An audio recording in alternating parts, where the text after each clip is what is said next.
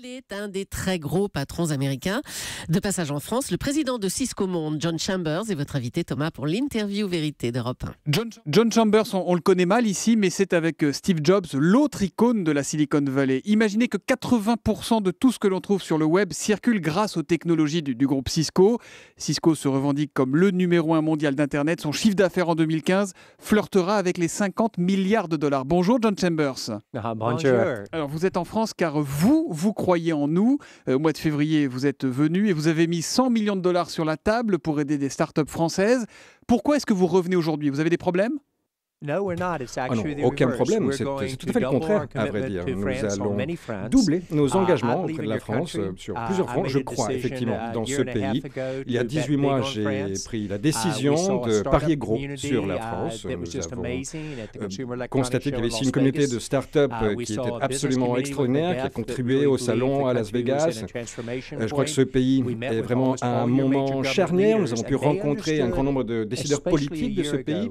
Et en particulier, il y a un an, ça nous a frappé que les décideurs politiques de la France comprenaient mieux que tout autre ce que la révolution numérique pouvait apporter à chacun, aux entrepreneurs, aux habitants. Quelle révolution était à l'œuvre. Et donc je crois fermement que la France est sur le point de se transformer en profondeur. Donc vous nous annoncez ce matin que vous doublez la mise, vous remettez 100 millions de dollars au pot. Mais vous êtes fou. Vous savez que la France est un pays dans lequel parfois les DRH finissent la journée sans chemise. Ça ne vous a pas échappé? Non, je crois dans ce pays. Et je crois que ce que Cisco sait très bien faire, c'est gérer les transitions de marché. Nous voulons parier sur la France pour la bonne et simple raison que je vois, moi, un pays qui est au bord d'une profonde transformation. Donc je ne me laisse pas distraire par les autres considérations. Mais du coup, John Chambers, on a l'impression qu'on ne voit pas exactement la même chose quand on regarde ce pays. Ces images du DRH d'Air France que j'évoquais, elles ont fait le tour du monde, vous les avez vues forcément. Est-ce que vous pensez que ça nuit vraiment à notre image? Est-ce qu'aux États-Unis, dans votre pays, vous avez l'image du pays des grèves, des râleurs, des réformes impossibles? Si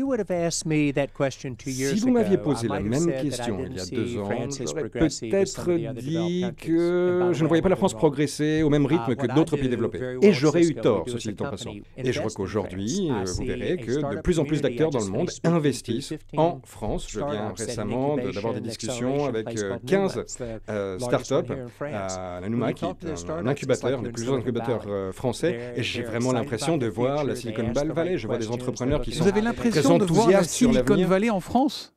Absolument. Je persiste et je signe. Nous voyons une vraie génération de start-up ici. Et ce pays va être absolument transformé. La France va être pionnière en la matière. D'autres pays européens vont suivre. Alors vous avez rencontré Emmanuel Macron hier. Vous aviez rencontré Manuel Valls lors de votre précédent voyage en France. Vous trouvez qu'on a un gouvernement pro-entreprise, pro-business en France? Je crois que vous avez aujourd'hui un gouvernement qui comprend les grandes transformations qui sont à l'œuvre dans le monde. C'est aussi un gouvernement très pragmatique quant à la manière de mener ces transformations. Et aujourd'hui, je crois que vous avez une communauté entre les décideurs politiques, les startups, les citoyens, qui se rassemblent pour aller de l'avant. Aucun de ces acteurs ne peut faire les choses isolément. Mais je crois que vous avez aussi des décideurs politiques qui comprennent ce que veut dire la numérisation et ce qu'elle représente.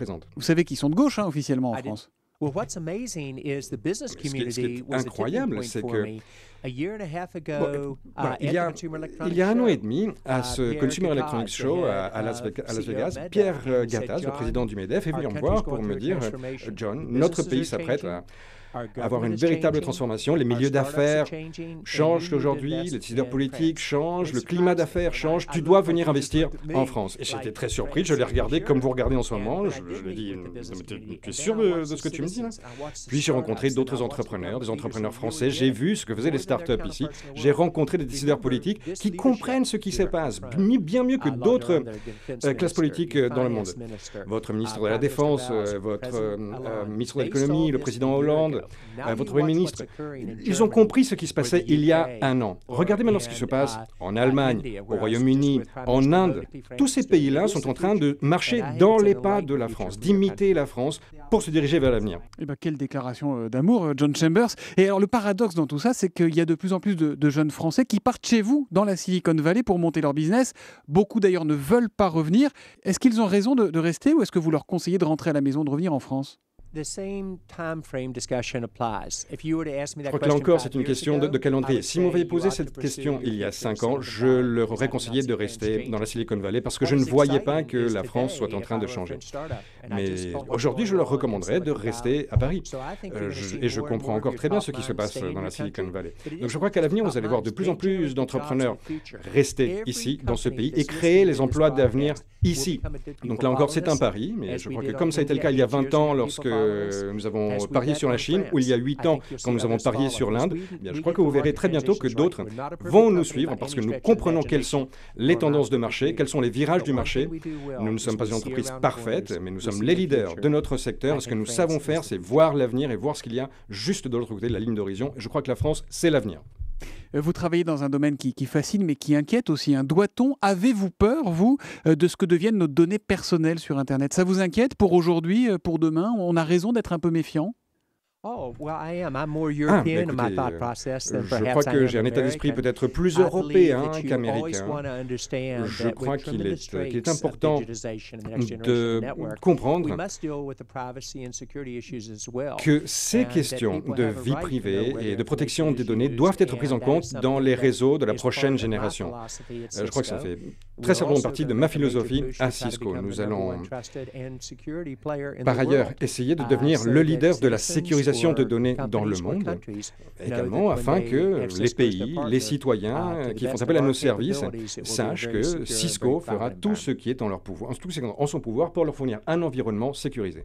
Merci John Chambers d'être venu ce matin sur Europe 1. Merci, bonne journée à vous. Merci beaucoup.